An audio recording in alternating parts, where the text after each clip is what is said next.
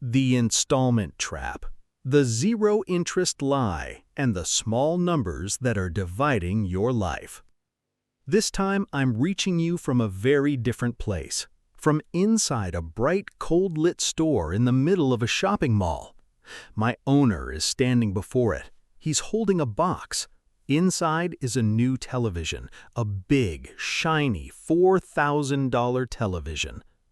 I look at my owner's face.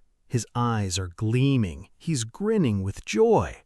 But in his pocket, in me, there are no $4,000. The cashier smiles. Would you like to pay in installments? 9 payments, 0 interest. And at that moment, my owner relaxes. His shoulders drop, and he takes a deep breath, as if someone had lifted a great weight off of him. Me? I didn't relax at all, because I know. The cashier acts as if she doesn't know too, but she does. My owner doesn't know. He genuinely doesn't.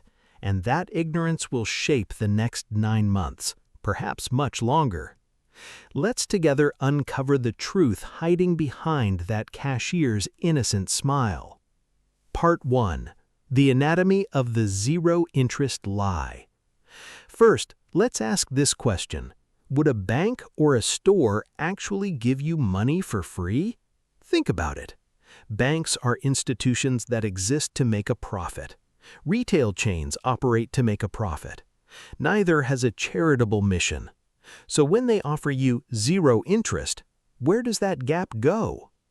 The answer sounds simple, but is hard to see. That gap is already buried inside the price. In the retail industry, there are 2 distinct pricing models: installment price and cash price. In many countries, however, the difference between these 2 prices is either legally obscured or very cleverly hidden. How? The base price of the product is set with the installment financing cost already baked in, meaning that $4,000 television might have been $3,500 in a cash payment world. But the price placed in the window was set at $4,000, with the installment financing cost already absorbed. You see 0 interest. In reality, you're paying the interest up front. You just can't see it. This is called embedded cost or hidden cost in the financial world. And this cost is far more insidious than that small percentage figure on your credit card statement. Because you see credit card interest, it frightens you, maybe you pay it, but you never see the embedded cost, so you never question it. And I, as a wallet in the dark, tell you this: there is no free lunch. There is no free installment either. Someone is always paying, and that someone is usually you. Part 2. The psychological magic of installments. Small number, big damage. Now let's talk about the real weapon of the installment system. That weapon isn't interest, it's psychology. The human brain is afraid of large numbers. When you hear $4,000, an alarm goes off in your brain. That's too much money. I can't pay that. Maybe I don't deserve it. And that alarm stops you, makes you question, can make you take a step back. But when you hear $444 a month, what happens? The alarm silence. The brain says, $444. That's the cost of a dinner out. That's a subscription fee. That's really not much at all. And the purchase decision is made. This is the fundamental function of the installment system, to break a large number into small, insignificant, nearly invisible pieces. In behavioral economics, this is called the number diminishment effect. And this effect is extremely powerful because it plays on your brain, not your logic. Imagine a study. People are shown the same product in 2 different ways. The first group is told $4,800. The second group is told $400 a month for 12 months. The purchase rate of the second group is nearly 2, even 3 times that of the first. The product is the same. The price is the same. Only the presentation is different. The brain makes a different decision. And retail chains, banks, and finance companies know this very well. Look at the ads. Own it, just $15 a day, starting from only $299 a month. None of them put the total price front and center. It's always monthly, always small, always accessible.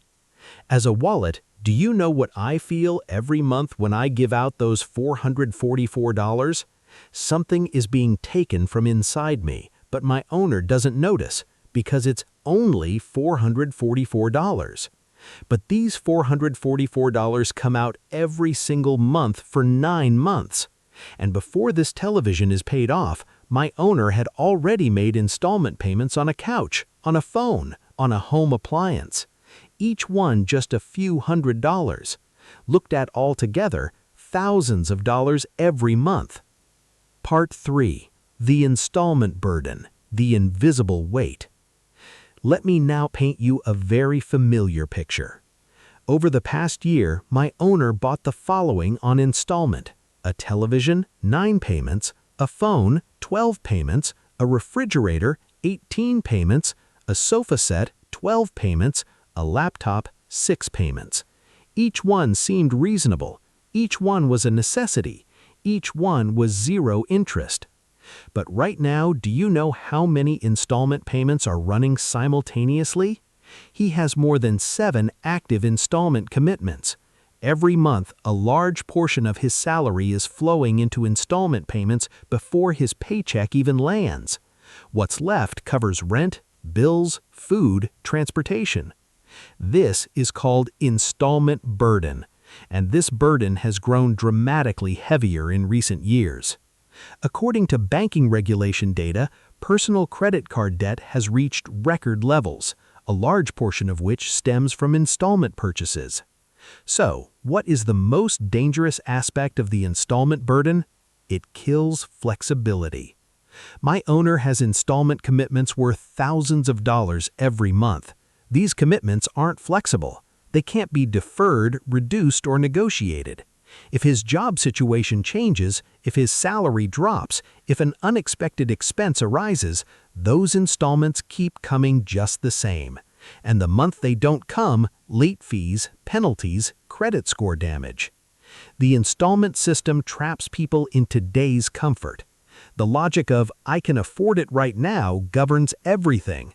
The question, "What if I can't afford it tomorrow?" is never asked, because asking that question kills the excitement of the purchase in that moment, and the system is designed so that question is never asked. With every installment he approves, my owner is essentially borrowing from his future self. His future self will pay that money. His future self will live under that constraint. But today's owner isn't thinking about any of this because the installment system severs today from tomorrow, and that severance is the system's most powerful weapon. Part 4. Who wins from the installment system? There are 3 big winners in the installment ecosystem, and identifying these winners is essential to understanding the system. The first winner? Banks. Even on 0-interest installment transactions, banks win. How? They collect commission from the store. When you make a $4,000 purchase, the bank takes a 1 to 3% commission from that store. This commission comes out of the store's margin and naturally gets passed on to the product price. So that 0 interest is actually the product of a system that has buried the bank's commission inside the price. On top of that, banks earn late fees for missed installment payments. And a certain percentage of people using installment credit cards miss payments every single month. That delinquency is guaranteed income for banks. The second winner? Retailers. The availability of installment payment dramatically boosts retail sales. Products that couldn't be bought without installments get sold. Upgrades that wouldn't happen without installments get made. The logic of, "There's installments anyway, let me get the slightly better one," a step up in quality, pushes every customer into a higher segment. For the retailer, this is beyond perfect. The third winner, the consumer culture industry. Advertisers, marketers, influencers, the installment system normalizes and accelerates consumption. You want it but don't have the cash? No problem, there are installments. This message kills the idea of "let me save up and then buy it." The culture of patience and saving gives way to a culture of instant gratification. And who is standing right in the middle of this three-winner system? My owner. Me, the wallet. Getting a little more empty every month, getting a little more squeezed every month, steadily losing flexibility. Part 5. The opportunity cost of installments, vanishing wealth. Now let me tell you about something almost never discussed but critically important: opportunity cost. Every installment payment is simultaneously an investment decision, not just a payment. If that money hadn't gone toward installments, where else could it have gone? Let's make it concrete. My owner paid an average of $2,000 a month in installments over 5 years. Over 5 years, that's $120,000 in total. That money went to installments. Now let's ask if that $120,000 had been directed toward any investment vehicle over those 5 years, something reasonable with inflation protection, what would have happened? The answer? Far more. But the real point isn't in the numbers. The real point is this. Because that $120,000 went to installments, my owner has no emergency fund, no investment account, no savings, no capital if a business opportunity arises, no buffer if a crisis hits. The installment system takes today's comfort and takes away tomorrow's freedom. And that trade is not written in any installment contract, not even in the fine print. A 5-year mortgage on your own financial freedom for a television, a couch, a phone. Does anyone do this math in advance? Very few. Because the cashier doesn't ask, the advertisement doesn't show. The system encourages us to not ask. I am asking because I am the place where every payment is made, and I feel everything. And with every approved installment, I watch my owner steal a little from his own future. That stolen future weakens me day by day, hollows me out, and he doesn't even realize it. His face smiles. He's content with where he is. He enjoys everything around him. But the future grows darker with each passing day. Part 6. The Golden Rules: Using the Installment System Wisely. It would be unfair to condemn installments entirely. When used correctly, it's a legitimate way to manage cash flow. But using it correctly requires a few golden rules. Rule 1. Always calculate the total price. When you see an installment offer, immediately do the mental math: monthly amount times number of payments. Then ask, does this total equal the real value of this product, or is it more? If the total payment of a supposedly zero-interest product is higher than the market price, you're seeing that embedded cost. Recognizing that difference is the first great step. Rule 2. Limit the number of active installments. Set yourself a rule: no more than 2 or 3 active installment commitments at any one time. Don't make a new installment purchase until you're below that number. Why? Because installment burden works cumulatively. Every new installment adds to what's already there, and the total burden makes each individual installment invisible.